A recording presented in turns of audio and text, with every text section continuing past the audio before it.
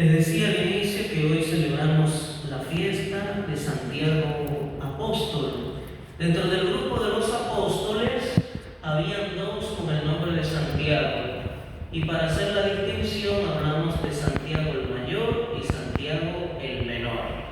El que hoy estamos celebrando es Santiago el Mayor, y además se caracteriza por ser el primero entre los apóstoles que experimentó el martirio. Es decir, dentro del grupo de los apóstoles, el que primero fue asesinado por la causa de Cristo y del Evangelio fue precisamente el santo de hoy, Santiago el Mayor. El Evangelio que hemos escuchado está tomado de San Mateo y encontramos a una madre eminentemente preocupada por sus hijos. Ella fue bastante atrevida porque, deseando lo mejor para sus hijos, tuvo la osadía, el atrevimiento de acercarse a Jesús para que cuando Jesús instaurara su reino, entonces le diera a esos dos hijos suyos los puestos más importantes de su reino. Los dos puestos más importantes de su reino. La primera cosa a destacar es que muchos le habían dado una connotación política a la acción liberadora de Jesús y creían que él tenía planes de destronar a los romanos para colocarse él al frente del pueblo de Israel. Ya no depender del imperio romano, sino tener un gobierno propio, ya no estando sometidos al yugo de la esclavitud romana. Pero recuerden que Jesús en otro pasaje nos dice: mi reino no es de este mundo. Jesús vino a instaurar un reino, pero no un reino de índole político.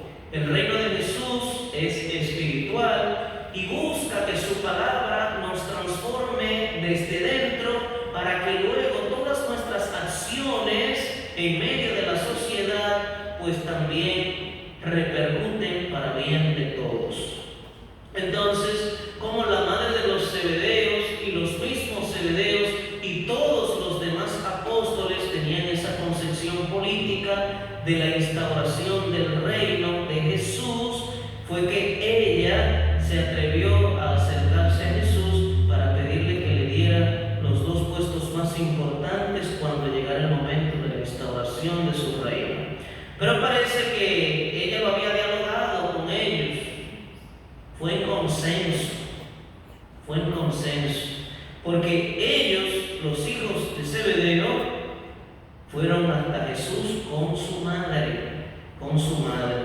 Y una vez que Jesús nota que tiene inquietud de pedirle algo, le dice: ¿qué deseas?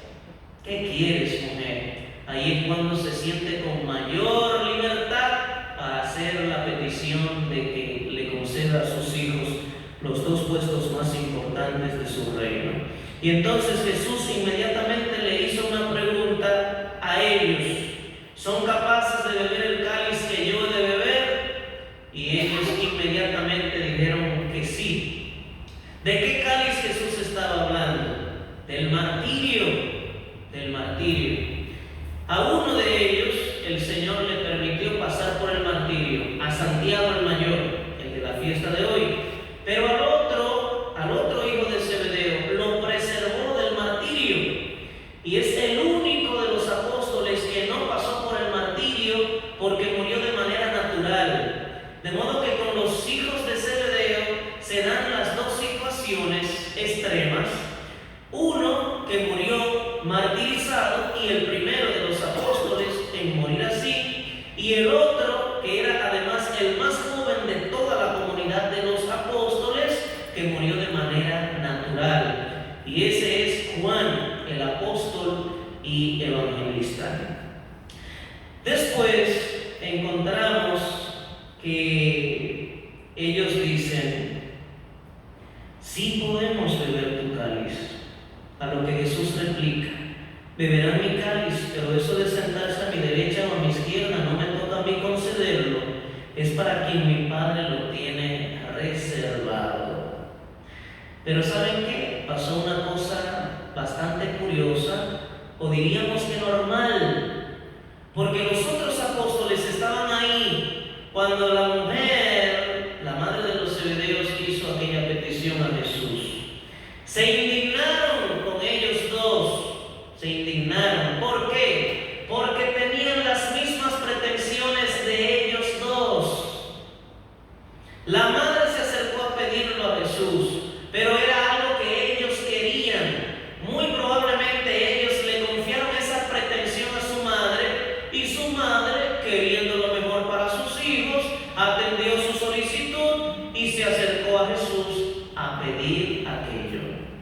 Pero ocurre que los otros también pensaban de la misma manera. Tenían una mentalidad de instauración de un reino político, y cuando Jesús llegara a colocarse al frente del pueblo de Israel, ocupar puestos importantes. Pero entonces ya habían dos que se habían adelantado y le estaban tronchando un poco el camino. Si acaso les iba a tocar algún puestecito importante, ya al menos no serían los dos principales. De modo que eso mismo nos pasa a nosotros también. Andamos detrás de privilegios. Porque ¿para qué querían ellos los dos puestos más importantes? ¿Para colocarse al servicio de su pueblo? Pues no. Querían esos dos puestos para que les sirvieran. Y por eso es que Jesús en la conclusión del Evangelio insiste en la necesidad de servir.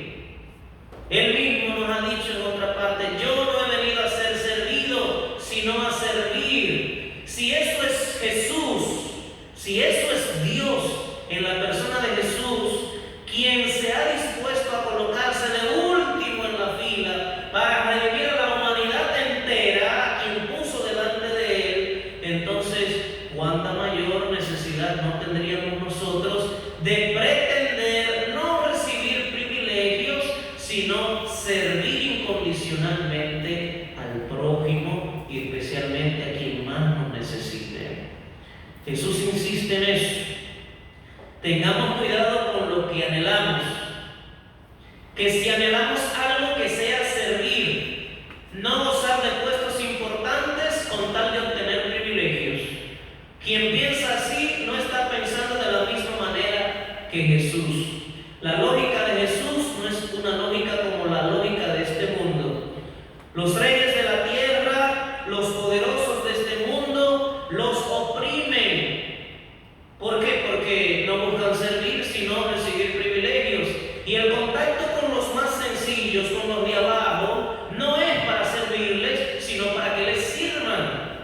Entonces, por eso Jesús dice que no sea así entre ustedes. El que quiera ser grande entre ustedes, que sea el que los sirva. Y el que quiera ser el primero, que sea su esclavo. Que sea su esclavo. Vuélvete servidor, vuélvete esclavo de tu hermano. No pasando por ingenuo. Diríamos allá, no sé si cae mal la palabra, no pasando por pendejo. No se trata de eso. No se trata de eso.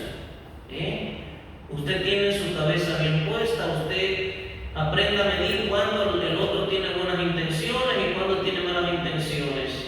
Si a mí me engañan una vez, mala ha sido la persona que me engañó. Pero si me engañan dos veces, el malo soy yo. Así que hay que tener los ojitos un poquito abiertos para uno no dejarse engañar, para uno no dejarse embaucar. Ahora, si no llego a detectar ya sea la bondad o la malicia de una persona, si lo que más me parece es que hay una necesidad real, pues que yo no sea indiferente, que realice la obra, y si acaso me engañó, a Dios que se encargue de cobrarle. Pero no desaprovechar tampoco la oportunidad de servir, de ponerme a los pies de mis hermanos para proveerles de lo que yo tengo y que ellos pudieran estar necesitando. Así que vamos a pedirle al Señor la gracia de no andar buscando puestos ni privilegios, sino más bien servirle a Él y servirle en los hermanos. Y que no busquemos tampoco recompensa humana por las obras buenas que podamos realizar, porque las recompensas humanas se desvanecen, mas las recompensas que vienen de Dios nos benefician en esta tierra y luego también nos beneficiarán en el cielo.